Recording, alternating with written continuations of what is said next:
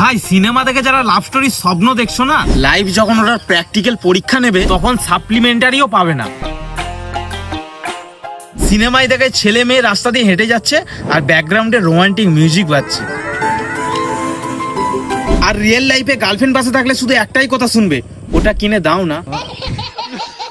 সিনেমায় hero heroine বৃষ্টিতে ভিজে প্রেম করে আর তুমি রিয়েল লাইফে ভিজতে যাও, পরের দিন ডবল নিউমোনিয়া সর্দি নিয়ে বিছানায় পড়ে থাকবে আর ও দেখতেও আসবে না।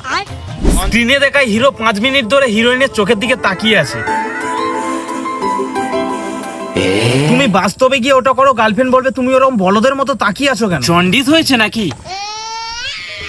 সিনেমার লাভ স্টোরি শেষ হয় হ্যাপি এন্ডিং দিয়ে আর রিয়েল লাইফের লাভ স্টোরি শেষ হয় মাঝরাতে। তুমি কার পোস্টে লাইক করেছো? তুমি আর আমাকে আগের মতো ভালোই বাসো না। ভেবেছিলাম প্রেম করে শাহরুখ হবো, 3 মাস পর আয়নায় তাকিয়ে দেখছি আমি হিরো তো দূর, পুরো পকেট ফাঁকা করে জিরো হয়ে দাঁড়িয়ে আছি।